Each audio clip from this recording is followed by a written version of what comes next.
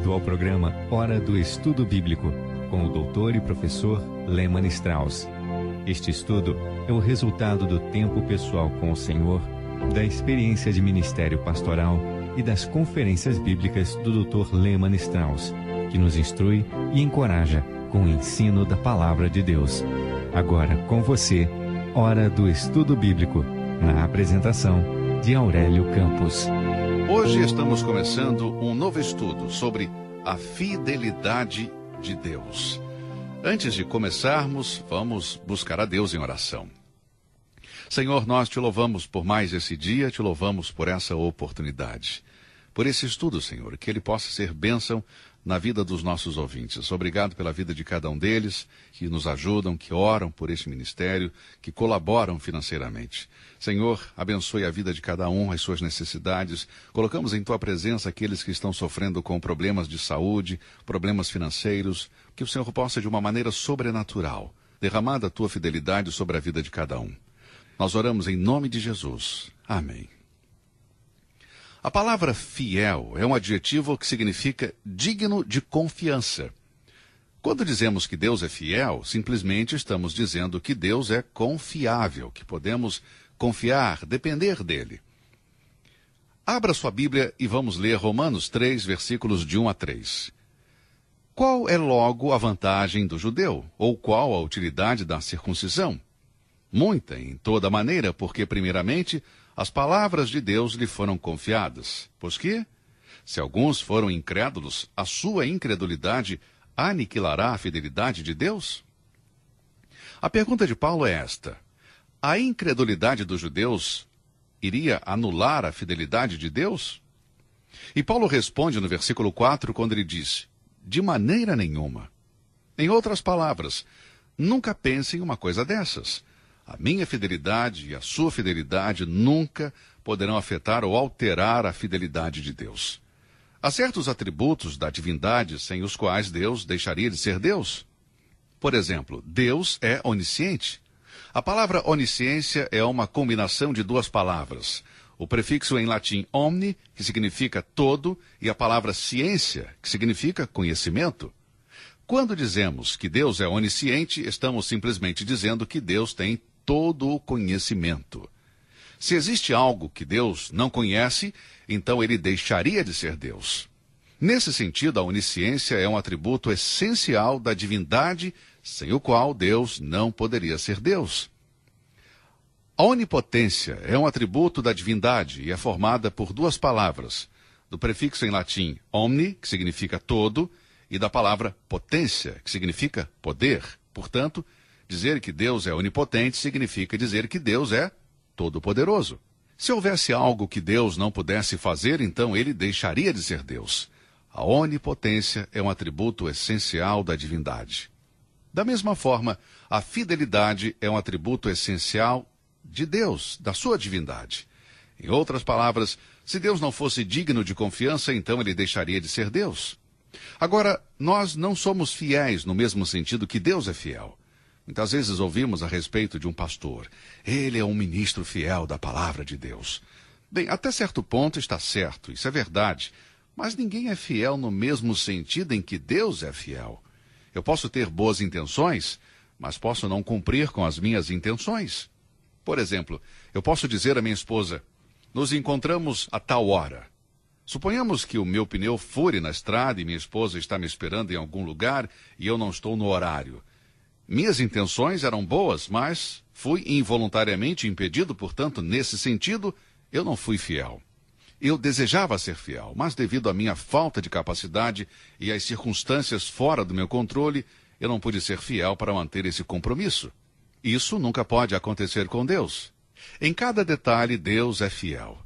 Ele nunca pode ser interrompido ou impedido. Nada pode mudar o seu plano. Não há poder que faça que Deus seja infiel. Vamos ver agora alguns textos da Bíblia onde diz que Deus é fiel. Abra sua Bíblia na primeira epístola de Pedro, capítulo 4, versículo 19. Portanto, também os que padecem segundo a vontade de Deus, encomendem-lhe as suas almas, como ao fiel Criador, fazendo o bem. Aqui Pedro, inspirado pelo Espírito Santo, está dizendo que Deus é fiel Criador, O nosso primeiro ponto deste estudo é que Deus é fiel à sua criação. Vamos ler juntos no livro de Gênesis, capítulo 1. Aqui encontramos uma palavra que repete várias vezes. Por exemplo, versículo 4. E viu Deus que era boa a luz, e fez Deus separação entre a luz e as trevas. Portanto, neste sentido, a criação de Deus era boa. Versículos 9 e 10. E disse Deus: ajuntem-se as águas debaixo dos céus num lugar, e apareça a porção seca, e assim foi. E chamou Deus a porção seca terra, e ao ajuntamento das águas chamou mares, e viu Deus que era bom. Agora o versículo 18. E para governar o dia e a noite, para fazer separação entre a luz e as trevas, e viu Deus que era bom. Versículo 25. E fez Deus as feras da terra conforme a sua espécie, e o gado conforme a sua espécie, e todo réptil da terra conforme a sua espécie. E viu Deus que era bom. Quando Deus criou toda esta maravilha, ele o fez como soberano. Ele não falou sobre isso com outra criatura, não havia ninguém para consultar, possivelmente anjos, nada. Mas Deus não consultou ninguém, exceto a Trindade, o Deus Pai, Deus Filho e o Deus Espírito Santo. E Deus viu que sua criação era boa. Creio que a maior descoberta científica, particularmente nesse sentido, é a ordem do nosso universo. A relação que existe entre os planetas. Creio que o resultado desta descoberta fez com que muitas pessoas voltassem para a Bíblia, mais do que nos anos anteriores. O que o homem descobriu em sua viagem através do espaço? Ele simplesmente descobriu o notável fato de que Deus é fiel. Ele criou os céus e a terra. Gênesis 1, versículo 1. E não apenas os colocou ali, mas também os sustém ali. Em Colossenses capítulo 1, versículos 16 a 17, lemos: porque nele foram criadas todas as coisas que há nos céus e na terra, visíveis e invisíveis, sejam tronos, sejam denominações, sejam principados, sejam potestades. Tudo foi criado por ele e para ele. E ele é antes de todas as coisas, e todas as coisas subsistem por ele. A palavra subsistem aqui significa manter ou segurar junto. Deus colocou tudo no lugar e Deus mantém tudo no lugar. Você já pensou que no espaço há bilhões de galáxias? E cada galáxia contém bilhões de estrelas? E que a Terra, em comparação a uma estrela na galáxia, é um grão de areia? E que em uma galáxia existem bilhões de estrelas e que existem bilhões de galáxias? E algo maravilhoso é que todos esses planetas e planetóides, meteoros e meteoritos, estão todos em movimento e não se chocam. E por quê? Porque Deus os colocou ali, e Ele os mantém ali. Por Ele todas as coisas subsistem. Graças a Deus por sua fidelidade à sua criação. Em Hebreus 1, versículos de 1 a 3, lemos: havendo Deus antigamente falado muitas vezes e de muitas maneiras aos pais, pelos profetas, a nós falou-nos nestes últimos dias pelo Filho, a quem constituiu herdeiro de tudo, por quem fez também o mundo, o qual, sendo o resplendor da sua glória e a expressa imagem da sua pessoa, e sustentando todas as coisas pela palavra do seu poder. Graças a Deus por sua fidelidade para com a criação. Deus é fiel. Eu li um artigo em um jornal onde um cientista disse que não haverá água suficiente na Terra para atender às necessidades humanas. Eu não vou discutir com o cientista, mas eu discordo. Eu discordo com este homem. Ele não conhece Deus e não conhece a Bíblia. Eu creio que a fidelidade de Deus que criou a terra e colocou o homem nela irá prover para o homem enquanto ele permanecer aqui. Deus proverá, amigo. Pouco depois de ler este artigo, minha esposa e eu viajamos para a Alemanha para ministrar nas Forças Armadas e quando voltamos, nos deparamos com um furacão, o furacão Agnes, que afetou o nosso país, especialmente os estados do leste, provocando uma das piores inundações dos últimos tempos, trazendo destruição e devastação. Aí eu me pergunto, como se sentiria este cientista depois de ver esta chuva torrencial que inundou a terra e encheu as fontes de água novamente? Nós que conhecemos o Deus da Bíblia sabemos que Ele é fiel. Vamos ver agora um segundo texto onde diz que Deus é fiel. Deuteronômio 7, capítulo 9. Saberás, pois, que o Senhor teu Deus, Ele é Deus, o Deus fiel, que guarda a aliança e a misericórdia até 1000 gerações aos que o amam e guardam os seus mandamentos. Aqui estão duas coisas que eu quero que você observe. Em primeiro lugar, Deus é fiel. Em segundo, ele é fiel para guardar a sua aliança. Uma aliança é um acordo mútuo entre duas partes, mas esta não é a maneira como a palavra é usada em referência a Deus. Aqui é um pacto, é um compromisso assumido por uma pessoa que é Deus e, portanto, é incondicional. Deus que oferece, ele que faz a aliança. Ele não nos pede para fazer nada, simplesmente um pacto que ele mantém. E por que ele mantém? Porque ele é fiel. Existem algumas alianças na Bíblia, vamos ver isso juntos. Uma das alianças mais conhecidas é a aliança com Noé. Encontramos esta aliança em Gênesis 9, versículos de 8 a 13. Vamos ler. E falou Deus a Noé e a seus filhos com ele, dizendo: E eu, eis que estabeleço a minha aliança convosco e com a vossa descendência depois de vós, e com toda a alma vivente que convosco está, de aves, de gado e de todo animal da terra convosco, com todos que saíram da arca, até todo o animal da terra. E eu convosco estabeleço a minha aliança, que não será mais destruída toda a carne pelas águas do dilúvio, e que não haverá mais dilúvio para destruir a terra. E disse Deus: Este é o sinal da minha aliança que ponho entre mim e vós, e entre toda a alma vivente que está convosco, por gerações eternas. O meu arco tenho posto nas nuvens. Este será por sinal da aliança entre mim e a terra. Esta é uma história interessante e inspiradora. Eu posso imaginar Noé saindo da arca e vendo no céu pela primeira vez o que conhecemos como arco-íris. Imagino Noé conversando com Deus e perguntando: Senhor, o que é essa coisa linda? E Deus respondeu: Esta é a minha aliança que estabeleci entre mim e você. No versículo 15, Deus diz: Então me lembrarei da minha aliança. E qual aliança? Que não haverá mais dilúvio para destruir toda a carne. Existem provas suficientes no contexto aqui para sustentar que o dilúvio nos dias de Noé cobriu toda a terra. E o que Deus está dizendo aqui é que nunca mais vai destruir a terra com um dilúvio. Agora, já houve muitas inundações desde os dias de Noé, mas todas foram apenas locais. Nunca mais haverá um dilúvio como nos dias de Noé. E por quê? Porque Deus é fiel, amigo. Ele é fiel à sua criação e ele fez essa promessa. Amigo, quando Deus faz uma aliança, quando ele dá a sua palavra, podemos sempre confiar nela. Ele nunca deixou de cumprir as suas promessas. Ninguém pode dizer que Deus tem falhado em cumprir as suas promessas. Em todo o tempo, as promessas de Deus são sim e amém. São verdadeiras. Há uma outra aliança na Bíblia que eu quero considerar e mencionar. E também está relacionada com a fidelidade de Deus. Está no livro de Gênesis 15, versículo 18. Naquele mesmo dia fez o Senhor uma aliança com Abrão, dizendo: Tua descendência tenho dado esta terra, desde o rio do Egito até o grande rio Eufrates. Bem, a que se refere esta aliança com Abrão?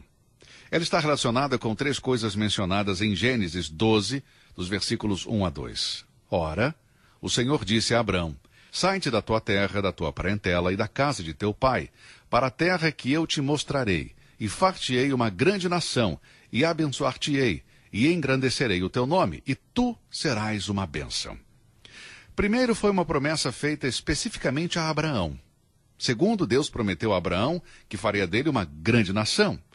E a terceira parte da aliança é que Deus daria uma terra a Abraão e a sua posteridade. Observe isso no versículo 1. Gênesis 12, 7 diz: E apareceu o Senhor a Abraão e disse: A tua descendência darei esta terra. Veja agora no capítulo 13, versículo 15. Porque toda esta terra que vês, te hei de dar a ti e à tua descendência para sempre. Aqui vemos que Deus fez uma aliança com Abraão. No capítulo 15, versículo 7 diz: Eu sou o Senhor que te tirei de Ur dos Caldeus, para dar-te a ti esta terra, para herdá-la. Agora eu pergunto, a quem pertence a terra da Palestina? Bem, ao ler a Bíblia, não haverá dúvidas a respeito disso. Ela pertence a Israel, não aos árabes. Mas as nações árabes dizem: Abraão é o nosso pai, e por isso a terra nos pertence. Mas a sua relação com Abraão vem através de Ismael, que não era a semente que Deus havia prometido. Portanto, os árabes não são os donos da Palestina, pois através de Isaque viria a semente. Portanto, os israelitas são os verdadeiros donos da Palestina. Agora, quem pode tirar a terra de Israel? Ninguém pode tirá-la. Eu não estou dizendo que Israel não vai perder a terra da Palestina antes de Cristo voltar para estabelecer o seu reino. Eu me inclino a seguir os ensinamentos das Escrituras que dizem que durante a tribulação, Israel perderá muito e sofrerá muito.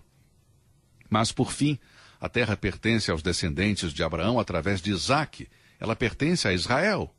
E por quê, amigo? Porque Deus fez uma aliança com Abraão. Em Deuteronômio 7, versículo 9, vimos que Deus é fiel em guardar a sua aliança. Em Gênesis 17, 8, Deus disse: E te darei a ti e a tua descendência depois de ti a terra de tuas peregrinações, toda a terra de Canaã em perpétua possessão, e ser-lhe-eis o seu Deus. Observe as palavras perpétua possessão. A terra da Palestina pertence a Israel por toda a eternidade, perpetuamente. Deus guarda a sua aliança. Ele é fiel. Ele não pode deixar de cumprir a sua promessa. Sabemos que houve muitas tentativas em aniquilar o povo judeu, mas os inimigos de Israel nunca conseguiram e nem nunca conseguirão, pois Deus cuidará deles. Eu observei algo interessante na Bíblia, alguns versículos que referem àqueles que odeiam e querem destruir os judeus. É muito triste ver que há pessoas que odeiam outras nacionalidades e raças. Isto certamente não é cristão. Creio que nós cristãos devemos amar todos os povos. Lembre-se que Deus amou o mundo. Mas há algo que Deus disse através do profeta Jeremias. Se você quer destruir Israel e tomar a Palestina, esta é a maneira de fazê-lo. Vamos ler Jeremias 31, versículos 35 e 36. Assim diz o Senhor, que dá o sol para a luz do dia, e as ordenanças da lua e das estrelas para a luz da noite, que agita o mar, bramando as suas ondas. O Senhor dos exércitos é o seu nome. Se falharem estas ordenanças de diante de mim, diz o Senhor, deixará também a descendência de Israel de ser uma nação diante de mim para sempre. Você entendeu, amigo, o que Deus está dizendo aqui? Ele diz que se há um poder que pode fazer mover as estrelas, o sol e a lua de seus lugares estabelecidos, esse poder pode destruir a nação de Israel. Quem quer tentar? Quem quer desafiar Deus? Você quer tentar destruir o sol, a lua, os planetas, os meteoros, os planetoides, os meteoritos? Se você quiser tentar, vá em frente. Mas você estará lutando com o grande Criador. Deus é fiel. Ele vai manter a sua aliança. Portanto, a terra pertence a Israel, porque Deus é fiel. Há mais uma aliança que vemos na Bíblia, é a aliança davídica. Essas alianças são incondicionais. Existem algumas alianças condicionais. Eu creio que a aliança mosaica era condicional. Podemos encontrá-la em Êxodo, capítulo 19. Bem, vamos ver a aliança davídica, que é incondicional. Está em 2 Samuel, capítulo 7, versículos de 8 a 11. Vamos ler. Agora, pois, assim dirás ao meu servo Davi: assim diz o Senhor dos Exércitos: eu te tomei da malhada, de trás das ovelhas, para que fosses o soberano sobre o meu povo, sobre Israel. E fui contigo, por onde quer que foste, e destruí a teus inimigos diante de ti, e fiz grande o teu nome, como o nome dos grandes que há na terra. E prepararei lugar para o meu povo, para Israel, e o plantarei para que habite no seu lugar, e não mais seja removido, e nunca mais os filhos da perversidade o aflijam como dantes. E desde o dia em que mandei que houvesse juízes sobre o meu povo Israel, a ti, porém, te dei descanso de todos os teus inimigos. Também o Senhor te faz saber que te fará casa. Na aliança davídica temos a promessa de um trono e de um reino. O versículo 13 diz: este edificará uma casa ao meu nome, e confirmarei o trono do seu reino para sempre. Qual é a aliança davídica? Bem, ela tem o seu cumprimento na segunda vinda de Jesus Cristo à terra. Quando o Senhor estabelecer o seu reino milenar, a aliança davídica será cumprida. Deus é fiel, amigo. Ele guarda a sua aliança. Vamos parar por aqui e continuar em nosso próximo programa. Que Deus te abençoe ricamente e até lá. Você ouviu Hora do Estudo Bíblico com o professor e doutor Lehmann Strauss, na apresentação de Aurélio Campos. Se você deseja ouvir novamente esta mensagem, visite a nossa página na internet www.bbnradio.org. fica o convite para você nos acompanhar amanhã, neste mesmo horário, aqui na BBN. Hora do Estudo Bíblico é uma produção da BBN.